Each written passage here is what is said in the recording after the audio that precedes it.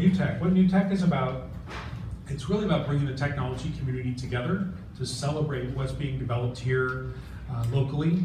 The definition of locally has included companies up in Seattle and all the way down to San Francisco, depending on the technology subject that we're looking at. All right, I'm Andy Rosic. I'm an innovation and product manager with the Home Depot. That can mean a lot of things, and we'll dig into some of those things. How many of you think, after all these years, retail has finally gotten better, right? It's good, we've arrived. Anyone?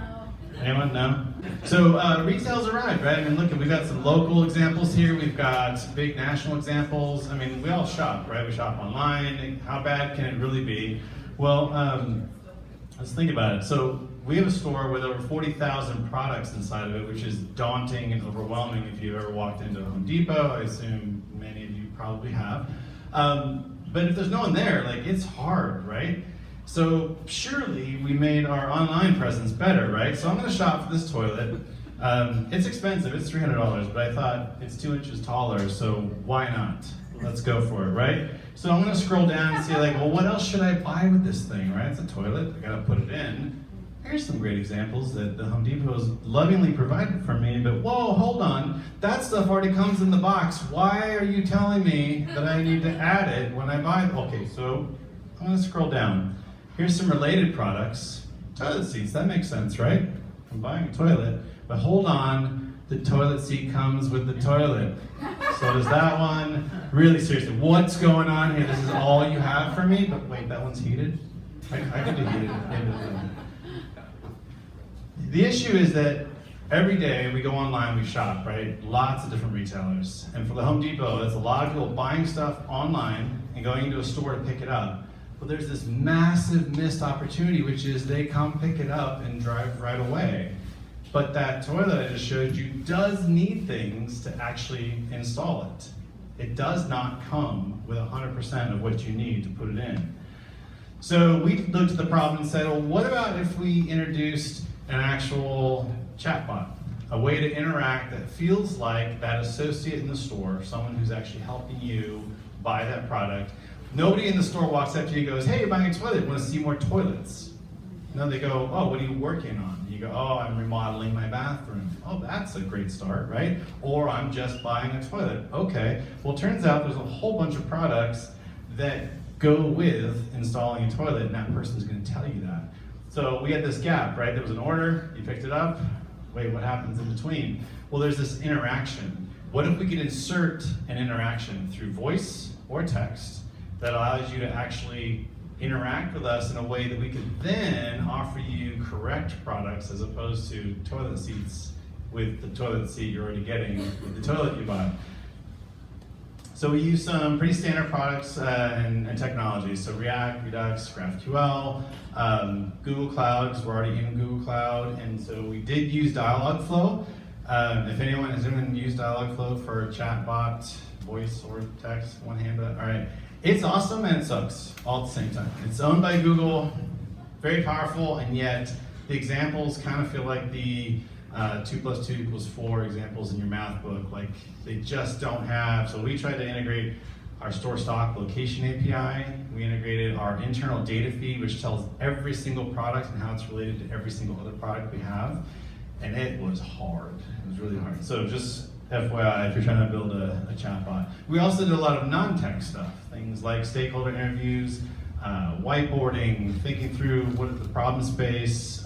We actually had, turns out, printed lists in the stores of what you should buy with a toilet. No joke. And yet the website offers you toilet seats and products that are already in the box.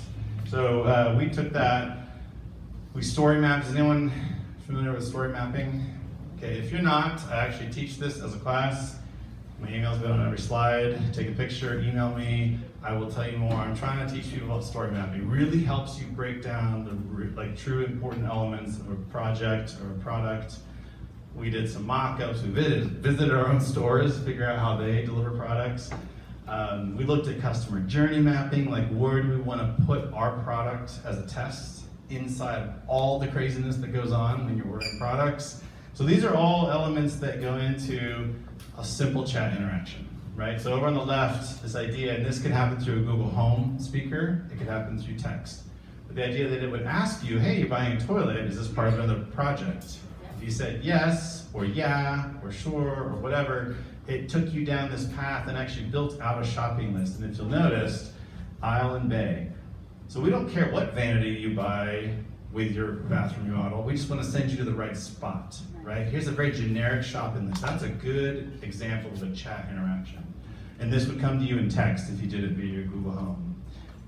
This is if you said no, it's not a project, or if you finished and said I'm done, you would get the, here's the other 9 things most people need. You know, you need a bucket, right? When you undo that water line, a bunch of water from the back of your toilet comes out.